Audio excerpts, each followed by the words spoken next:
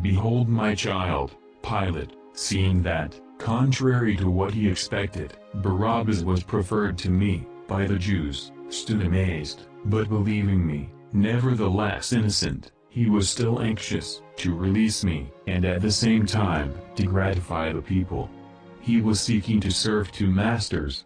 On the one hand, to please men, on the other, to satisfy his conscience. Pilate tried another means, full of injustice and cruelty, in order to rescue me. He resolved to place me in such a condition that men, if they still possessed human feelings, should not be able to look at me without being moved to commiseration. He said, I find no cause in this man, I will therefore chastise him, and release him. And immediately he ordered me to be seized, and cruelly scourged. The soldiers tied me to a pillar, and they lacerated my flesh with continuous stripes, and countless wounds they vied successfully with each other, to multiply the blows, and increase my torments. Blood streamed on every side, it crimsoned everything, it sprinkled the very scourgers. These, mad with rage, exerted themselves more fiercely, tore out the flesh with their lashes, and scattered it around. Let us cut him off, they shouted, let us cut him off from the land of the living, and let his name be remembered no more.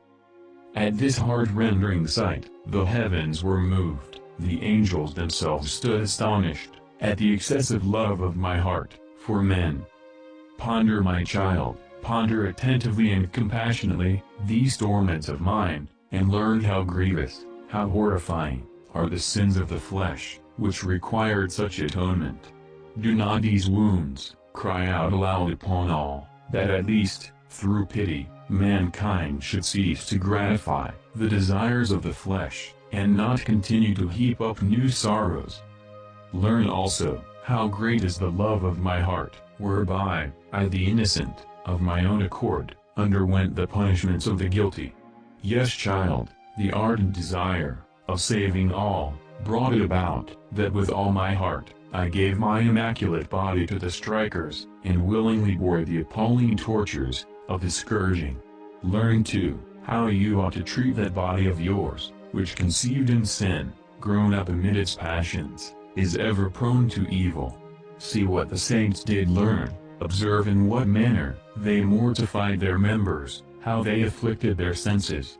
How many among them never lost their first innocence, yet never ceased to wage a fierce war against their flesh, who subdued their frail body, and, by every mortification, brought it under perfect subjection. Their hearts were like unto my heart, and therefore, they produced similar fruits in their body. Neither would they have thought themselves happy, unless also they had in some way conformed themselves to me. Therefore, child, even if you are just, mortify your flesh, both that it may not rise up and destroy you, and especially that you may assimilate yourself to me, and thus sanctify yourself. Many are lovers of self, sensual men, although unwilling to be considered such, who do not relish the mortifying of the flesh, and who are always ready with some pretense to exempt themselves from mortification. Foolish and deluded souls! Unless you do penance, you shall all likewise perish. If anyone, though he seem a saint or an angel, say the contrary, let him be anathema. Remember what the Spirit says, they that are Christ's have crucified their flesh, with its vices and concupiscences. The prudence of the flesh is death, the prudence of the Spirit is life and peace and joy. Therefore, if you live according to the flesh, you shall die, but if by the Spirit you mortify the deeds of the flesh, you shall live, and enjoy peace, and joy of the heart. My child, rouse yourself, by the Spirit of love, whereby my heart submitted to the cruel scourging, and you shall find the mortification easy, and experience its sweet and saving effects. There is no time when, nor place where, you cannot, occasionally, practice the mortification of some, or one, of the senses. Besides, wherever you are, you should not be more eager to mortify your body, for the sake of following me, and gaining heaven, then sinners are so to gratify their flesh, as to renew my flagellation, and to deserve for themselves the pains of hell? Come then, my child, have no fear. Voluntary mortification is the way of life, of freedom, of tranquility, of virtue, of sanctity. Blessed are they that walk in this way. Their happiness is known only to them that have tried the same. He that does not mortify himself in things indifferent and lawful, will hardly mortify himself in those that are necessary and unlawful. If you will learn to mortify yourself in what is great, constantly mortify yourself in what is small. Now the curiosity of the eyes, now the eagerness of hearing things new, again the desire of uttering what is useless, again the wish of smelling what is pleasant, then the inclination to experience that which flatters the touch, again, the greediness to eat or drink, without a sufficient reason, and again, the intention of doing that whereby others may be incommoded. These, and similar things, may be a matter of frequent, no, in some manner, of continual mortification. These, my child, will be for you faithful guardians of innocence. These will be aliment of divine love. These will preserve fervor in your heart. These will be unceasing sacrifices, offered upon the altar of the inner sanctuary, which, united to the sacrifices of my heart, shall forever mount up before the throne of the Most High, as an odor of sweetness. These things, little, but frequently occurring, every day, are useful and proper for all, for the young and the old, for the weak and the strong, for those beginning, for those advancing, for those perfect, nor can anyone exempt himself from them, without the disgraceful mark of lukewarmness. In these, there is no risk of health for anyone. For these, there is no need of special permission. These are safe and wholesome for all. But all cannot equally undertake great mortifications, for all have not the same need, nor the same bodily strength, nor, in fine, the same vocation. Therefore, it is advisable for each one to lay open his circumstances to a spiritual director, to decide with him the measure of mortifications, not to undertake anything extraordinary without consulting him, in case for the appearance of a good he lose a real good, or lest he render himself unfit for what is better. Among mortifications, those are to be preferred which, by their nature, are thought better suited to subject the senses to the Spirit and to grace, and which dispose you better, courageously, to endure hardships, after my example. But before all others, those should be embraced, which are prescribed by me, by the Church, by superiors. These are practiced with more holiness and security than those which are undertaken by free choice. These produce more plentiful and more precious fruits, since to mortification, the virtue and merit of obedience are added. My child, if you gratefully remember how I was wounded for you, how I was bruised for your iniquities, you will apply yourself, with the apostle, to bear my marks in your body, and so to live, that my life may be manifest in your life.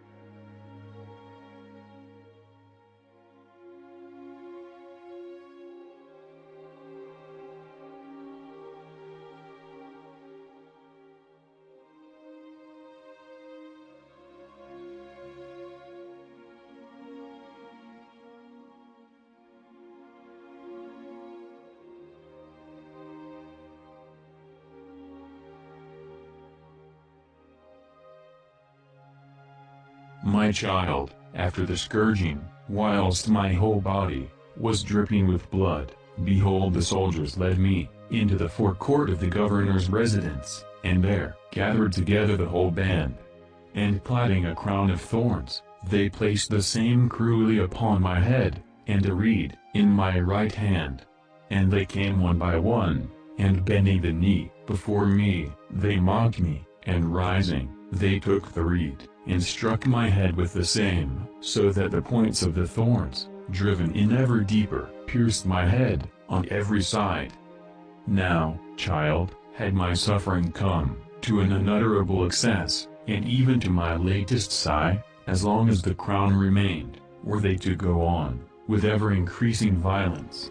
Behold, I dragged myself, my limbs broken, my joints bruised, all my senses sickly, weary, and, through the excess of pain, hardly under my control. From the sole of the foot, even to the top of my head, there was in me no soundness, neither within nor without. My child, thou wilt never more perfectly understand these torments of my passion, than when thou shalt suffer similar ones, when thou feel your body writhing with pain, and your soul undone by afflictions. When man is despoiled of fortune, reputation, or other external possessions, it is hard, indeed, and distressing to nature, but it is much harder, and much more distressful, to be tortured by the pains of bodily ailments. For in these outward things, by greatness of soul, with the aid of grace, a person can raise himself so far, as either to forget, or not to heed, the cause and effect of his troubles, but, in bodily ailments, he cannot avoid feeling that which he feels, and, whatsoever he may do, always and everywhere, he has his aching self with him. However, if sickness is the greater pain, it procures also greater advantages, for him that suffers rightly.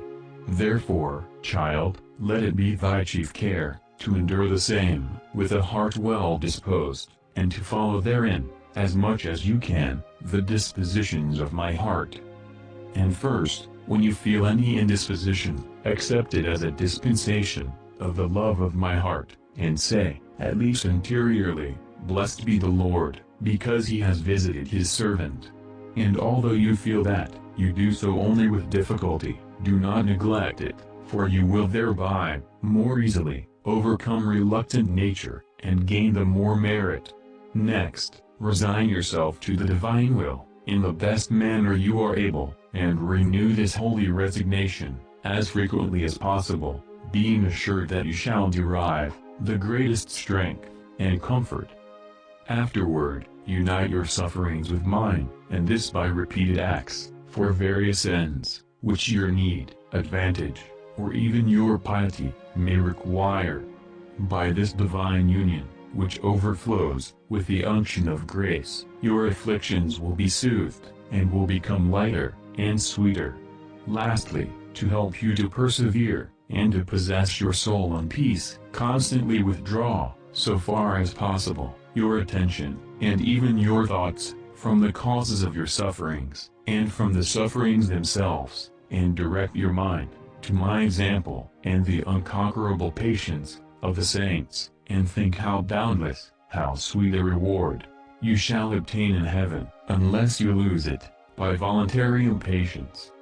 Meanwhile, child, since you need much grace, and can of yourself do nothing profitable, according to your strength, persist in prayer, especially in short and fervent aspirations, addressing me in these or similar terms. Behold, Lord, he whom you did love, even to the death, is sick. Lord, grant me patience. Give me resignation. Grant me to be united with you, until the end. And, if your infirmity increases, you will exhibit a conduct most worthy of a disciple of my heart, if you do actually offer to me your body, as a living victim, and accept death, at a time, and in the manner, which may be most pleasing to me. Know, my child, that, whatever you may do to the contrary, you shall occasionally be much inclined to dejection of spirits. Remember that this is the effect of sickly and languishing nature, whereby you should not at all be made uneasy. Only take care you do not yield to it, or indulge it, of your own accord. For, by giving scope and indulgence to the same, you would both increase your sufferings, and render your very heart ill-disposed. If at any time, your suffering and anguish should bring you so far, as to be hardly able to use the powers of your soul with consciousness, remain quietly in my arms, neither do you endeavor, with violence or anxiety, to excite within yourself any acts or affections, but be satisfied with remaining calmly resigned to me. Blessed is he that, in sickness, adheres perseveringly to the saving divine will. For, so long as he is united to the divine good pleasure, he reposes upon my heart, and all is safe.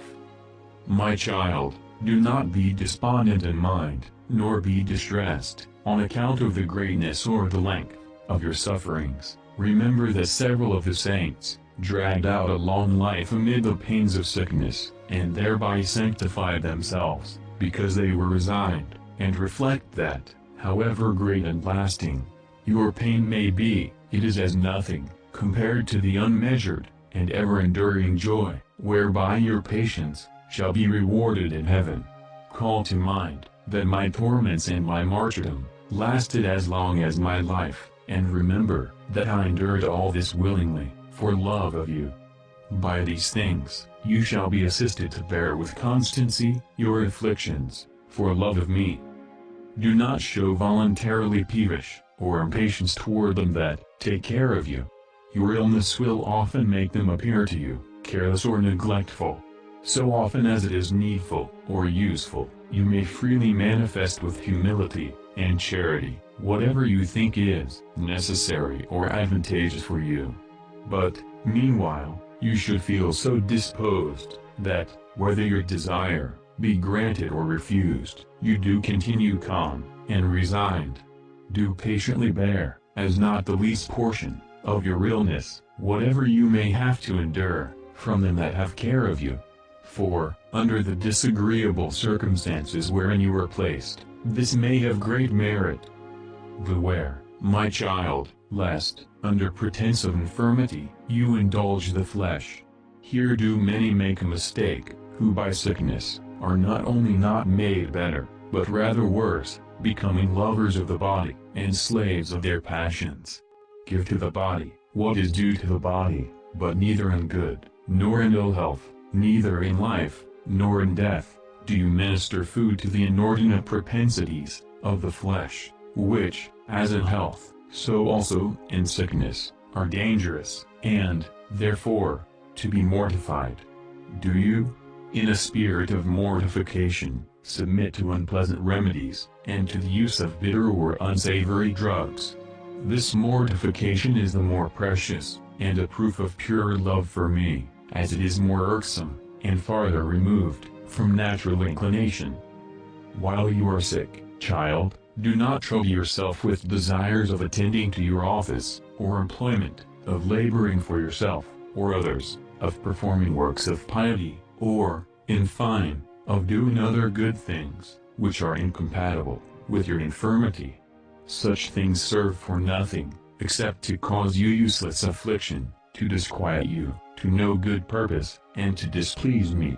Those things, I do not now require of you, my child. What I demand for the present is, that you suffer with a good heart, and be resigned to the divine will. Do now what I desire of you, and leave all the rest to my providence, that knows how to order everything rightly, without you. Look to it, my child, that, when sick, you are not anxious to follow your own guidance. For it is especially at this time that, being blinded, you would blindly lead yourself into some precipice. Hearken religiously to your superiors, and suffer yourself to be directed by me through them. Honor the physician for the need you have of him, and obey him in simplicity of heart. Do not harm yourself through negligence or carelessness while you are sick, but use remedies in a reasonable manner, praying God, from whom is all healing, that, if it be for your good, he may deign to heal you. Having done so, However serious the disease may be, believe that it is something advantageous for you, since it is the divine will. Come, child, be willingly a martyr, to suffering for my love, who, through every excess of pains, am become the chief of all martyrs. Have patience, O child of my heart, have patience, behold. Still a little while, your grief shall be turned into joy, and I myself, who, for love of you, was crowned with thorns, I will crown you with honor and glory.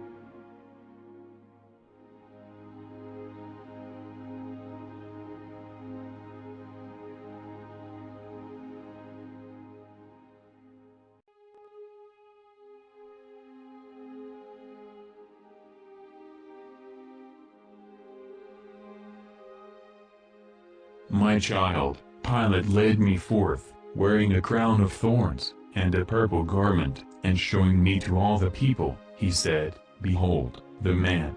The Jews seeing me, were not only not softened, but, on the contrary, thirsted more eagerly, for the remainder of my blood, and all shouted with one accord, Crucify, crucify him.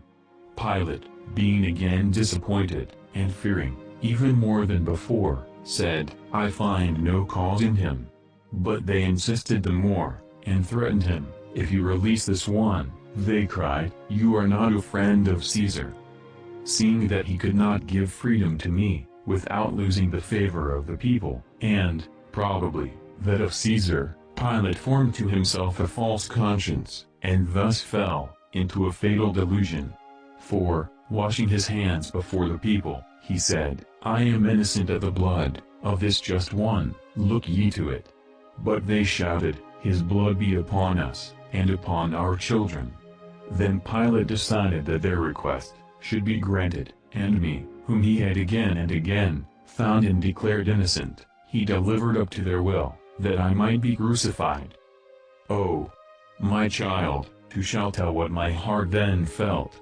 Behold, I had come down from heaven, to console and save the world. I had struggled in heat and cold, I had endured hunger and thirst, I had spent my life by ceaseless labor and endless suffering, I had, finally, sacrificed everything to make all men happy, and must I, at last, receive from them, as a requital, death, yes, the death of the cross. How great a sorrow rushed upon my heart, at so black an ungratefulness, so horrid an iniquity, of men. How great a grief, at the obdurateness of the hearts of those, who, spurning felicity, devoted themselves, of their own accord, to destruction. How great a torment, at the affliction of my most compassionate mother, and beloved disciples, from whom I saw myself torn away, not only cruelly, but also disgracefully. Nevertheless, the sentence of death I embraced, with my heart resigned, because I regarded not the unheard of wickedness of those that condemned me, but considered the good pleasure of my heavenly Father. For my Father, in his infinite wisdom, wished to draw the greatest good, the redemption of the world, from the greatest crime, whereof he disapproved, and that they were committing, by an abuse of their free will. Therefore, in spite of the feelings of my suffering human nature, I submitted with a certain supernatural joy, to a death, whereby the world was to be saved, heaven opened, the divine majesty appeased and honored, my heart itself, loved in return, and exalted for endless eternity. Study these dispositions of my heart, child, put on these sentiments, and, as much as you are able, accept with the same affections, the death which ye must undergo. My heart, knowing that men naturally shrink from death, and dread it, as the most terrific of all things on earth, on account of the past, the present, and the future, did not suffer them to be without an example, whereby they might rightly be instructed, and sweetly comforted. Be not, then, troubled, nor astonished, my child, if you feel a vehement horror and repugnance of nature, when death is approaching, either actually, or prospectively. In this there is no harm, it is wholly natural, which, if you will, may prove advantageous to you. Only do not yield to the feelings of nature, lest they render you ill-disposed, or hinder you from being resigned to the divine will, to which all things natural and created must be submissive. Patiently endure every natural repugnance, and use the same as an occasion to practice great virtues, and to gather many merits. My child, do not suffer your imagination to stray, neither follow natural reason, in order to investigate the dispensations of divine providence, nor give in to your own will, however good or holy it may appear, lest you fall into a dangerous delusion. But, your imagination being restrained, subject both your reason and your will to me, thus you will merit not a little, and, at the same time, remain tranquil and secure. If you feel pain or uneasiness, by reason of the objects, or persons that death obliges you to leave behind, let not your heart be disturbed. For this anxiety could not be of any avail to them, neither to yourself, but it might, on the contrary, be very hurtful. When you have done for them what you are obliged or able to do, entrust them all to me, who knows your circumstances, and who, according to the love of my heart, will have a much better care of yours than you were able to bestow. Be mindful of my example, child, reflect how I abandoned them that were dear to me, and committed them to the divine good pleasure.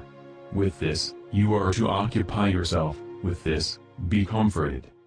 Do not sadden yourself, my child, because you think yourself about to depart this life. For what is life upon earth, except a continued annoyance? What is it to abide in this world, except to remain in exile? What, in fine, is it to dwell among men, except to sojourn away from me and my angels? If you look rightly at the matter, when I call you, better is death for you, than a life of bitterness. For death is the end of the ills of this world, and departure thence to me, the beginning of blessings, which know neither change, nor termination.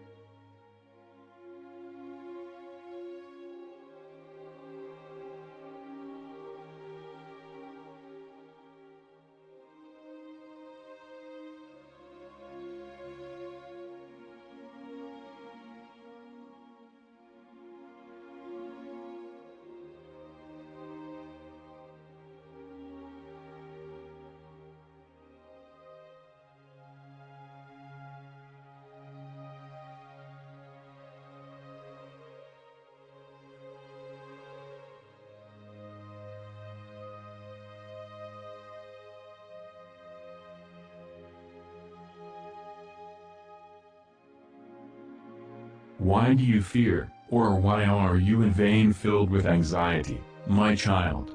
Know that a person who is sincerely willing to be saved and to cooperate, for this purpose, with grace, from however wicked a way of life he may turn himself, shall not be cast off by me, who desires that all be saved. Hold this for certain, that for him who does what he is able to do, I will supply the rest. Do, then peacefully what you can, and throw yourself upon my heart. Here, child, here you shall never perish. Be quiet therefore, and, as far as you are able, prepare yourself for your passage from time into eternity. And first, offer yourself to me, with a submissive heart, and pray that I may accept your death in union with mine, as a sacrifice to atone for all of your offenses, to satisfy for all of your debts, to render due worship to the divine majesty, and to testify your love for me. Then, with all your heart, forgive wholly every one of your enemies, all of your neighbors, who have injured or offended you in any matter whatsoever. Next, with all diligence, receive the holy sacraments, with which the Church, in her motherly solicitude, is careful to strengthen you, that in a last struggle you may be enabled to obtain victory, and enter heaven in triumph. Finally, resign yourself, altogether into my hands, desirous of doing, not when or in what manner, you may wish, but when, and in what manner, I may prefer. You know neither the time, nor the circumstances, which are the best for you, but I know them, child, and under these, if you do not voluntarily put a hindrance, I will call you to me. Therefore, resign yourself entirely to me, by an absolute surrender of yourself, into my hands, and be persuaded that you can do nothing better, than conform yourself wholly, to the divine good pleasure, and sacrifice yourself as a holocaust, of the same. If you do this, you will be saved. How happy is he, my child, who prepares himself for death, and keeps himself in readiness. For him, doubtless death is safe and blissful. For him, death brings no evil, but, on the contrary, a great and manifold good. For, behold, your Father, who is in heaven, your mother, the Queen of heaven, your companions, the holy angels, your brethren, all the elect, your true and permanent country, your glory, and blessedness, all these are in the other life, and, except in the other life, you cannot enjoy them fully. Now, child, death is the only gate through which you are able to pass from this life into the next. Is it not, then, a happy hour, when I myself will open for you the door to such possessions? Meanwhile, until the time comes when I will open for you, act, suffer generously, endure perseveringly. I am with you in your toil and tribulation, and, unless, by a voluntary act you set me aside, I will continue with you, until I introduce you into my kingdom, into the fellowship of the saints and angels.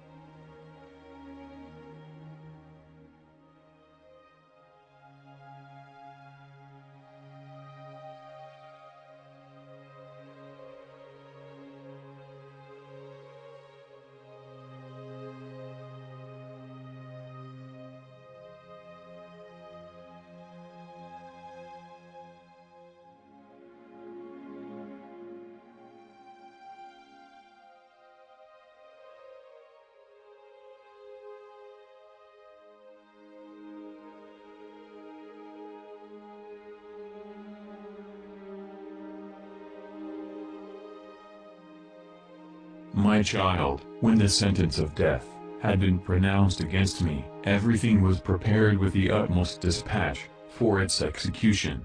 Behold, the cross stood, already waiting for me. Bound, therefore, all covered with blood, torn, with stripes and wounds, I was led to the cross. When I beheld it, my heart warming up, sighed out, Hail, O hail, dear cross, always loved, unceasingly desired, at last, prepared for me. O sacred cross! Through you, I will conquer, through you, I will triumph, through you, I will reign. Then, embracing the cross, and pressing it fondly to my heart, I bedewed it with my tears and my blood. Next I placed it upon my shoulders, in the sight of the world, before the gaze of heaven.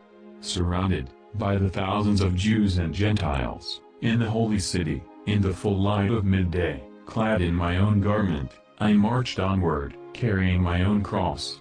Behold, child, I go to raise the cross upon the mountain, the standard of my kingdom, against the prince of the world, and to paint upon my standard, with my own blood, the indelible watchword of my own, the love of Jesus sacrificing himself, for the love of man, in opposition to the watchword of worldlings, love of the pleasures, riches, honors of the world. By this my watchword, by this sign, you will conquer, my child, but the enemies, earning their watchword and sign, shall fall. Beneath the banner of the cross, men will flock together from every nation, and people, and tribes of the earth, and they will be united among themselves, with me. Under this banner, my disciples will know me, as their leader, and, animated with love for me, they will follow me cheerfully. Under this banner, all they who are mine, will fight, will triumph, over hell, the world, themselves, and bear off the kingdom of heaven, itself. Come, then, come all, and what you shall see me do, do also. Let each one take up his cross and follow me, his eyes, ever fixed upon me, marching onward with a great courage, and dilated heart, nowhere turning, neither to the right, nor to the left. All you that shall have accompanied me, shall be partakers of an assured victory, of an everlasting reward, but the more closely anyone shall have followed me, and with the greater courage of love, he shall have behaved, the more close shall he be to me in glory, the greater shall he be in my everlasting kingdom. Let none forget the watchword, let none abandon the banner, but let each one be prepared to conquer, or to die for the watchword beneath the banner, altogether assured, that, if so disposed, whether he live or die, he shall be my companion, and, therefore, the partaker of my most certain victory.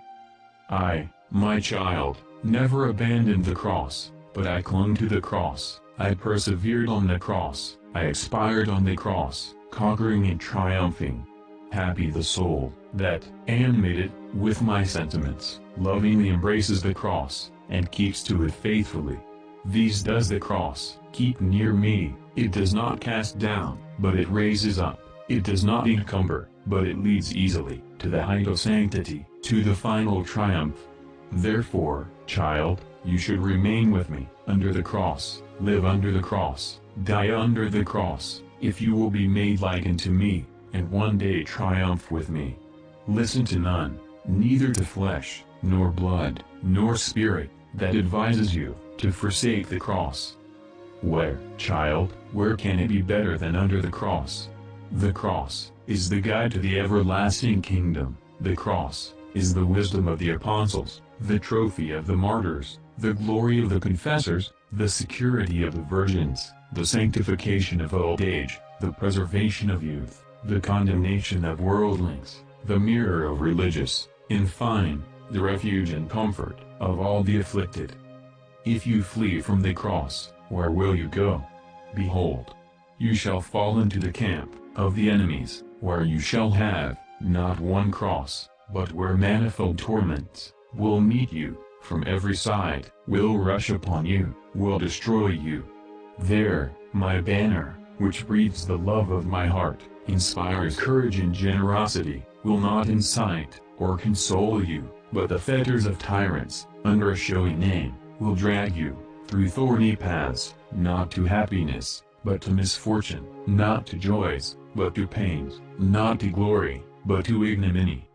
Here, under the cross, child, you are with me, you have me to lead, to guard, to crown you. Here, you are in the midst of all the good, the brave, the generous. Here, you are in communion with the elect and the saints, who have preceded you, and who, while living, fought, and, when dying, triumphed, under the cross. Here, in fine, you form one fellowship, one army, with the angels themselves, who, thronging to your side, protect you, fight along with you, strive to extend the same kingdom. Foolishly, therefore, and fatally would you act, should you think of forsaking the cross, or imagine that it can anywhere be better for you than beneath the cross. However, since the prince of the wicked world, and his emissaries, are your enemies, do not wonder if they allure you frequently by imaginary advantages, and endeavor, by showy reasons, to induce you to abandon the cross, and to pass over to them. My child, do not even cast a glance at their false advantages, nor hearken to their wily subtleties, but lift your heart and eyes to me, who carry my banner before you, and protest that it is your determined will to follow me to every fortune, even to death itself. Hence, it will come to pass that the assaults and wiles of your foes will awaken in your heart a greater abhorrence of them, and a more firm adherence to me. But it is not enough for you, my child, not to flee from the cross. You must embrace, you must carry the cross. Give heed to this, mark this carefully. Do not all the faults which you commit arise from this, that you refuse or hesitate to embrace and carry the cross, which is offered to you. When you escape charity, what else is the true cause, except that you decline to undergo the present cross, some humiliation, the sacrifice of your own opinion, or natural inclination? Why do you offend against holy poverty? Is it not because you take not the cross to yourself, because you are unwilling to subject yourself to the trouble of asking leave, or to expose yourself to a refusal? Why do you trespass against modesty? Is it not because you neglect mortification, because you do not embrace this cross? Why do you fail in obedience? Is it not because you love not the cross, because you do not make the entire sacrifice of your will and judgment? Yes, child, against whatever virtue you sin or offend, if you look well into it, you will find this to be the cause, that you do not take upon yourself, nor embrace the cross with a willing heart. Nevertheless, a cross of this kind is small and light. If you do not receive lovingly such a one, how will you take up one which is greater and heavier? Look, child, lest falling into delusion, you become worse, like those who fancy for themselves some great cross, and resolve to carry it at some future time, and, meanwhile, studiously shun every present cross, although less burdensome, and, when placed between the cross and guilt, are wont to embrace the latter, rather than the former. Why do you fear? Why do you dread the cross? Cheer up, my child, receive the cross, it will receive you, and reward you, in a wonderful and manifold way, for, behold, it will preserve you from uneasiness, from trouble of conscience, from anguish of heart, by which others, who prefer guilt to the cross, are wont to be tormented. It will guard for you peace, it will adorn you with virtues, in all, it will console you, by its unction. Courage, then, my child, even if you experience difficulty, do not flag in spirit. Behold, I, the guiltless Son of God, carry before you, for love of you, the heaviest cross. Do not disdain, for love of me, to carry your cross, after me. Love, which rendered my bitter cross sweet for me, will also render yours sweet. Pray frequently, that you may deserve to love the cross, together with sanctifying grace, above all the good things of this life. The cross, a folly, Indeed, to them that perish, but divine wisdom; to them that are saved, a torment; to the enemies, but a consoling pledge of everlasting bliss; to the disciples of my heart. Well, then, my child, come, follow me; whatever leads the way, I will show you. If you abide with me, I will dispose unto you, as my Father has also disposed unto me, a kingdom.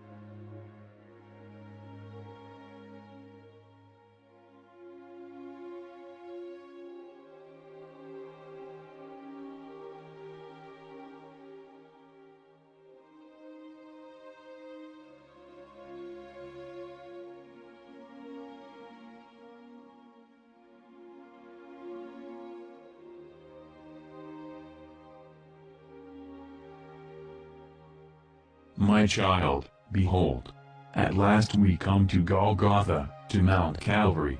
They lay down the cross, they push forward, and hurry everything on. They meanwhile do not cease to torture me. No, they even gave me wine, mingled with myrrh and gall. So great was their cruelty. And, when they were now ready, raising a shout, they cruelly fastened me to the cross, driving in the nails, with violent and repeated strokes, which the valley below re-echoed to the sky, each one of which pierced the heart of my mother, there present. Thus, child, did they dig my hands and my feet; they counted all my bones, which, by the stretching of my body, could be seen distinctly. Then could you see the cross, ruthlessly raised, and myself hanging between heaven and earth, while the blood flowed from every wound, washing the earth, and crying to heaven for the salvation of man. And, to increase my torments, they raised on the gallows 2 thieves, one at my right, and one at my left, so that I was hanging between them. But behold, so soon as I was elevated on the cross, darkness overspread the whole earth. The sun and the moon, together in mourning, hid their light, and wrapped the world in doleful grief. The people stood looking on. They that passed by, shaking their heads, blasphemed me. But they that stood around mocked me. In like manner also, the chiefs of the priests, with the scribes and elders, insulted me by derisive gestures. The soldiers, too, jeered at me, and, adding insults, they offered me vinegar. All, in fine, sated me with reproaches. And amid all this, what was I doing, child? What was in my heart? Father," I exclaimed, unfolding my heart, "Father, forgive them. They know not what they do, they know not how enormous is the crime which they are committing." The angels wept at this spectacle, all nature recoiled with horror, amazed at so great a wickedness of men, awestruck at the marvelous goodness of my heart.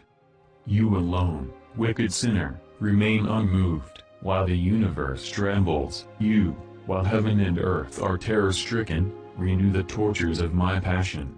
Behold, by sinning again, you put a new cause for my death. You perpetrate afresh that for which I was nailed to the cross, that for which I also died.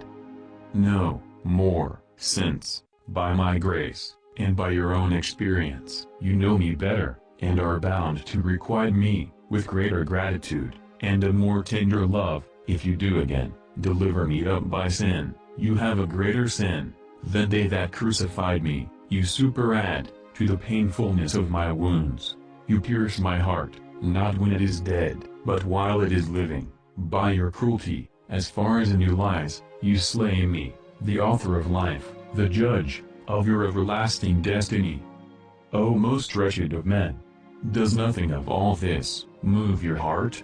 More wicked than Judas the betrayer, you say to your vile passions, "What will you give to me, and I will deliver him to you?" And, placed between the passions which allure you, and myself, who forbids you, you exclaim, "Not this one, but Barabbas." And when your conscience cries out against you, "What, then, shall I do with Jesus?"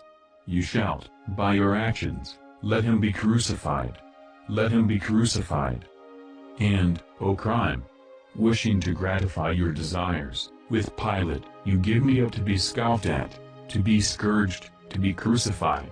Is this, O man, is this the return you make to me, who created you, who redeemed you, who preserved you?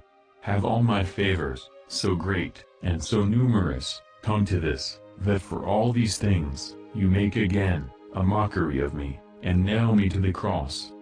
Oh, if you realize how frightful and evil you are committing, when you sin in this manner, how could you venture to do it? How can you be so hard? Do you desire to know how a great and evil grievous sin is?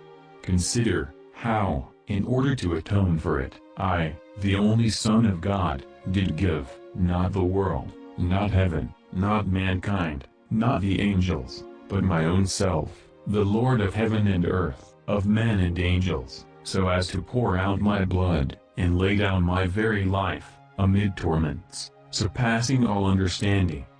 Do you wish to know it still more clearly? Reflect, with a living faith, how sin renders all the torments of my passion useless, and renews the same, in a most cruel manner, for your greater condemnation. Assuredly, the malice of sin is nowhere seen more evidently than in my passion, neither could the enormity of sin have ever been known so clearly, if I had not died for it, upon the cross.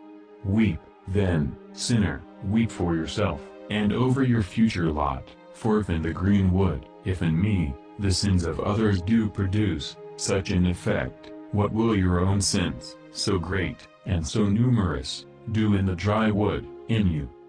If the angels, when they yielded to pride, were not spared, but were dealt with, according to justice, how much greater punishments, do you think that man deserve, who tramples upon the Son of God, even after he has crucified him?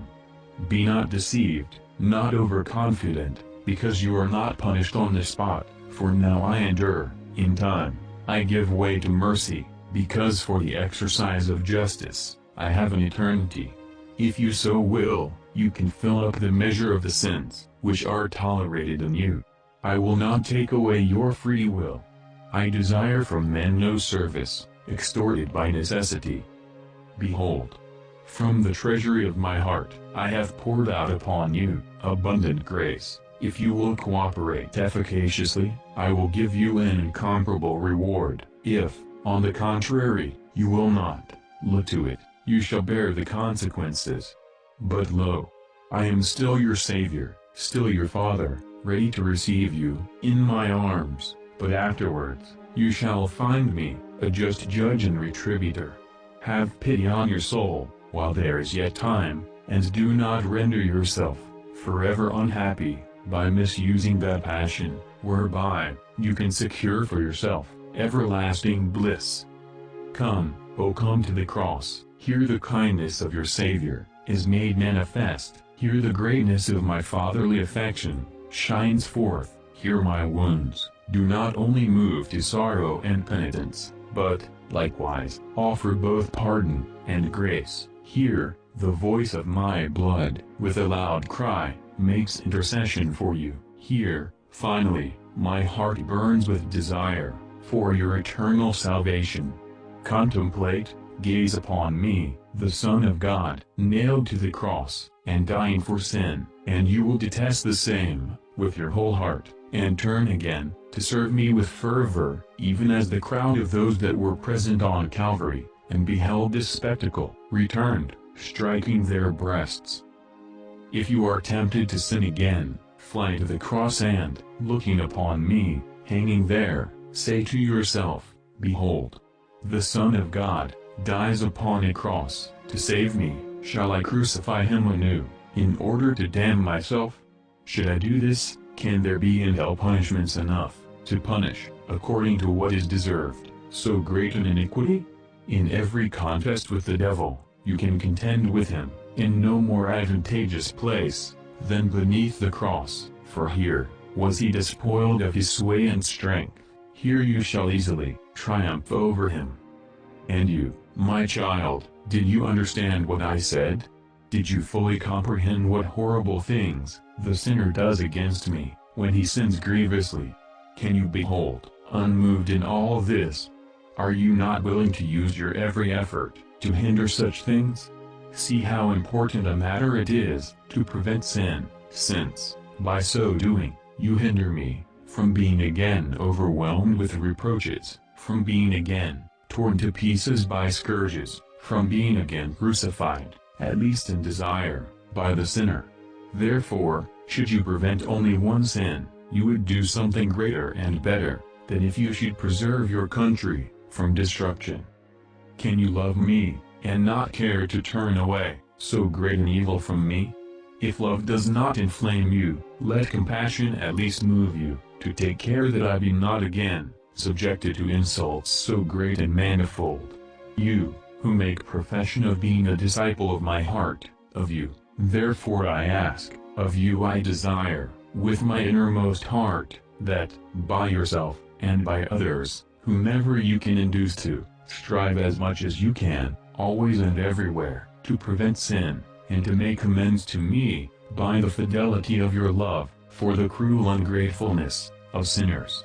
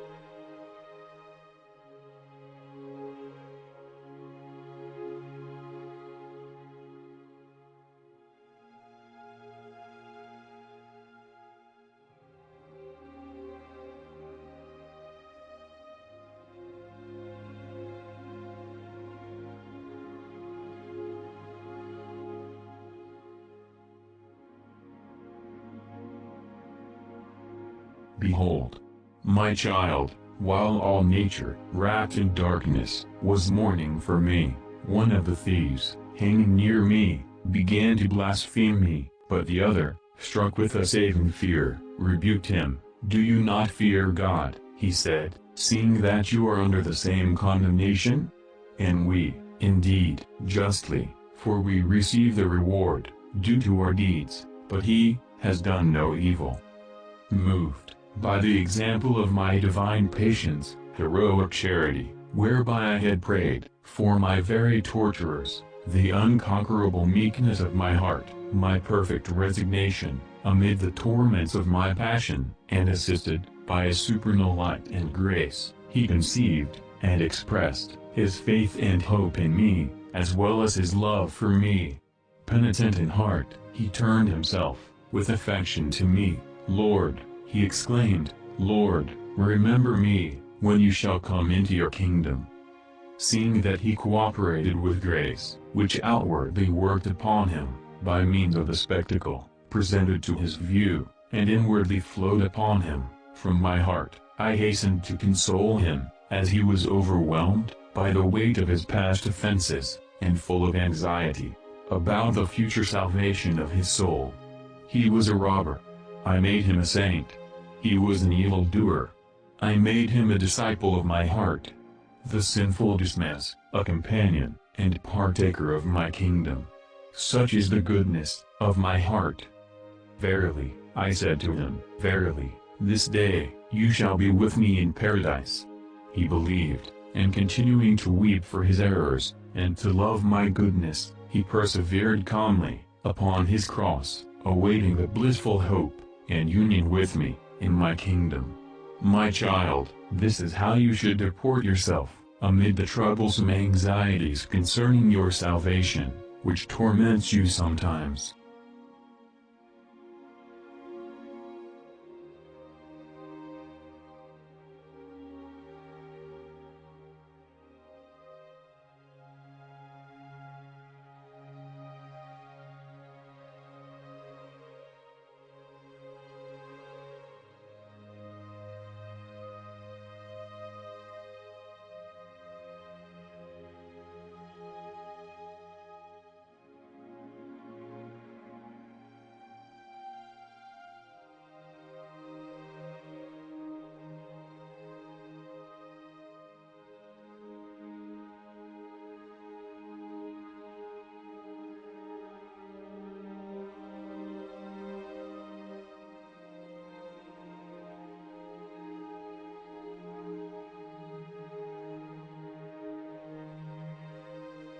Were I to say the same, child, you could not understand it, except in so much as it is compatible with your free will, for I am always, and ever the same. I made man in the beginning, and left him in the hand of his own counsel.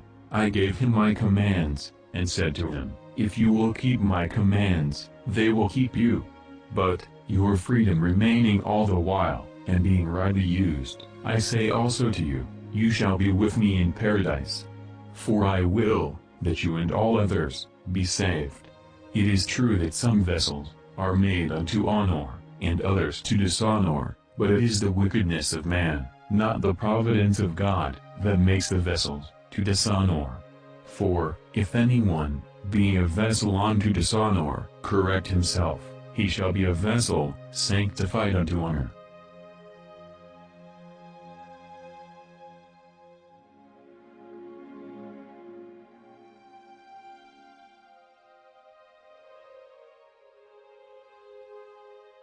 You are mistaken, my child, for man, in order to work out his salvation, yes, even to begin to do so, needs grace from above, without which, he can neither secure salvation, nor even attempt it. But I give freely this preventing, and assisting grace to all men, by the use of which, each one can save himself. By its neglect, he loses himself. Therefore, man's salvation comes from me first. Afterward, it depends on his own free cooperation, but his perdition arises in the first place, from himself, in the next, from the neglect of grace.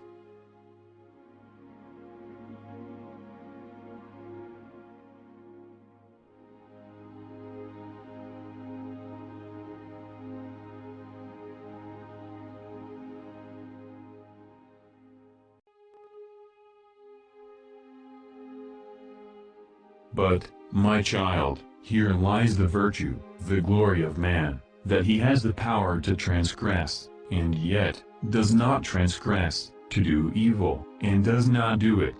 This is, upon earth, a service worthy of me, honorable to me, most noble, and meritorious for you. Yes, your very anxiety, lest you may, at some future time, abuse your free will, provided it be kept within proper bounds, will procure you many advantages. For nothing is better adapted to keep you in humility, without which all other virtues are nigh to a fall and to destruction, than to know, yes, in some manner, to feel, that, even if by holiness you are raised to the third heaven, you may still become a reprobate. Hence there arises, also, a more anxious love for me, whereby you exert yourself, to avoid more carefully, all dangers and to cling more firmly, to me. You will also learn to withdraw yourself more perfectly, from the things of this life, when you know that no complete security can be found therein. Lastly, you will sigh more fervently, for that immortal life, where you shall be safe, and secure, not only from danger, but from the fear of danger. It is profitable, my child, to be solicitous, above everything else, concerning your everlasting salvation, but you should be on your guard, lest you fall into faint-heartedness.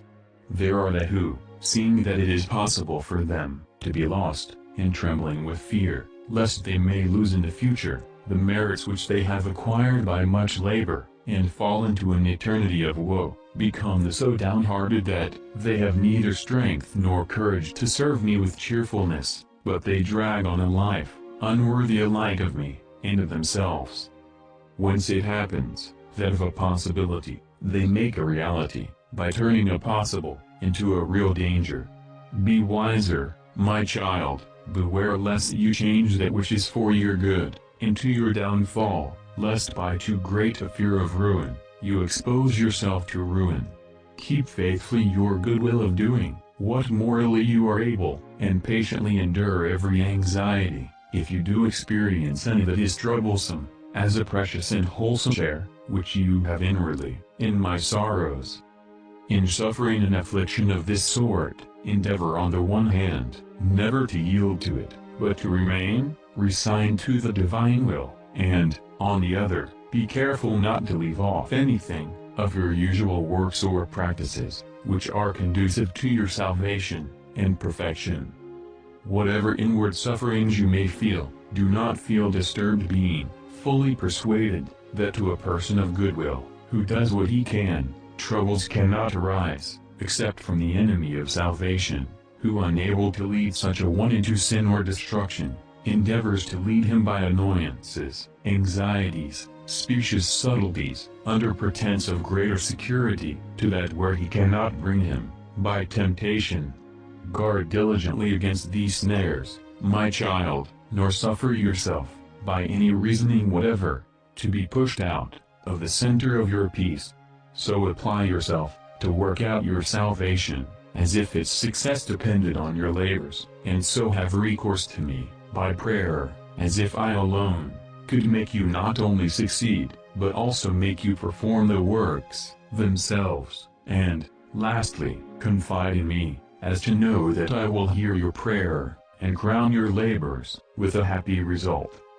But behold, my child, every man is here disquieted in vain, for I desire that none should perish.